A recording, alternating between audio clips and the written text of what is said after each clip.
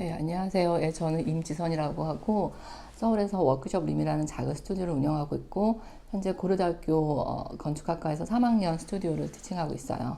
그리고 저의 주된 관심사는 어떤 지역이 갖는 물리적 혹은 비물리적인 어떤 현상이 만들어내는 특정 유형학이거든요. 그래서 현재 주제는 이제 서울 타이폴로지라는 주제로 학생들하고 스튜디오 주제도 운영을 하고 있고 개인적으로 리서치를 계속 하고 있습니다.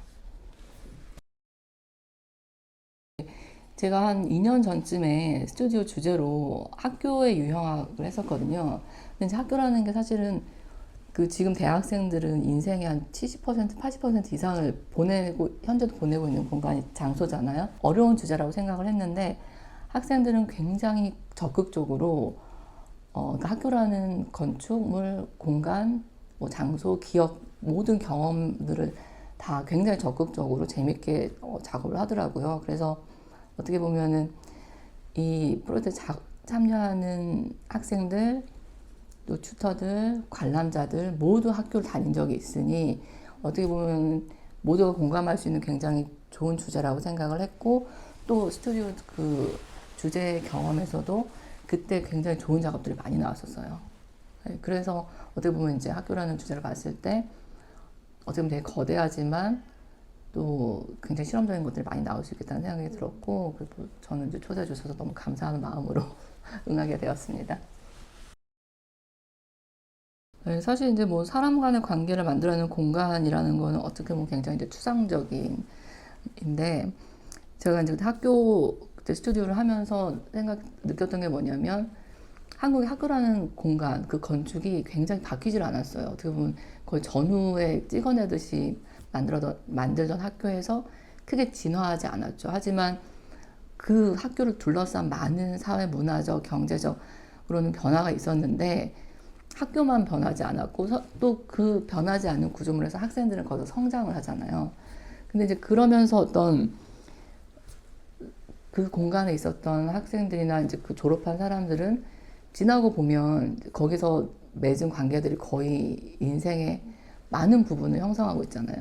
그래서 이 어떻게 보면 되게 큰 주제인데 그 주제를 어떻게 해석하느냐에 따라서 또 뭐가 중요하고 어떤 특징을 가져야 하는지 그거는 이제 어떻게 보면은 개인적인 경험이나 바라는 점에 따라서 그거를 이제 정의를 해 나가야 된다고 생각을 해요. 모두가 어떻게 보면은 되게 비슷하게 기억을 하고 있을 학교에 대한 공간을 어떻게 새롭게 해석을 해가지고 해서 관객들에게 경험할 수 있게 하는가. 그 부분에 오히려 초점을 맞춰야 되는 것 같아요.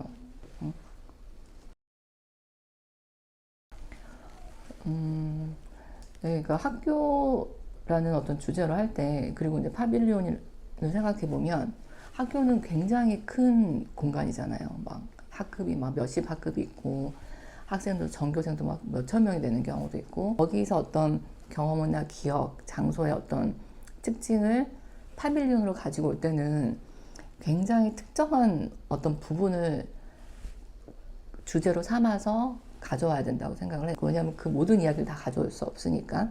그러면은 그랬을 때 그 주제를 어떤 해석하는 과정에서 스케일의 점프가 있을 거고 어떤 그 공간을 해석하는 그 공간의 어떤 기억이나 경험을 또 파빌리온 스케일로 가지고 올 때 해석의 과정이 있을 건데 그럼 그랬을 때 우리가 어떻게 관람객들이 왔을 때 공동의 기억을 끌어내고 혹은 이 파빌리온에서만 어떻게 보면 찰나의 순간에서 할 수 있는 경험에 어떤 그 공동의 기억을 다시 쌓아갈 수 있을 것인가.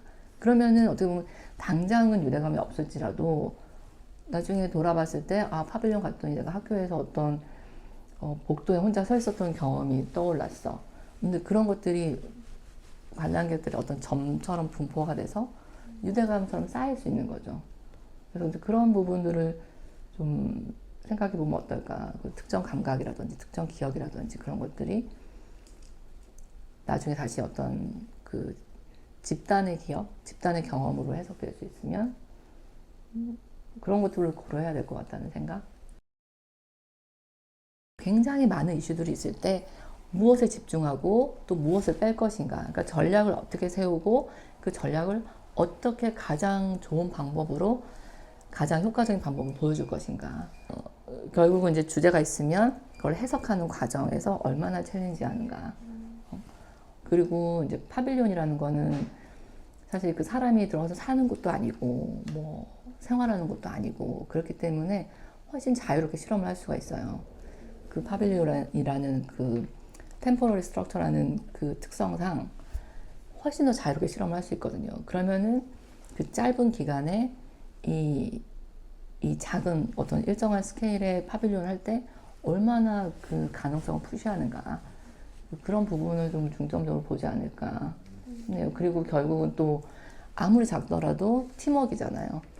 어떻게 팀이 같이 만들어냈는가 그런 부분들이 크리틱에서 중요하게 생각되는 부분. 결국은 구축하는 것뿐만이 아니라 어떻게 그 만들어지는 순간부터 파빌리온이 서 있는 그 일생을 마치고 나서 어떻게 소멸할 것인가 그런 부분까지도 좀 배려를 해서 디자인을 했으면 좋겠어요. 특히 이제 학교라는 공간이 아주 이제 1학년, 초등학교 1학년부터 시작을 해서 고등학교, 대학생까지 엄청난 그 성장의 그 일대기를 거치는 거잖아요. 그러면은 이 구조물도 처음에 여러분들이 이제 얘기를 하면서 만들어지고 생성이 되고 또 설치가 돼서 어떤 일정 기간의 인생을 보내고 소멸한단 말이죠. 그럼 그랬을 때 우리가 어떻게 책임을 질 수 있는지 그런 것들 좀 뭔가 학교라는 공간에서 배운 거를 토대로 활용할 수 있지 않을까 중요하다고 생각합니다.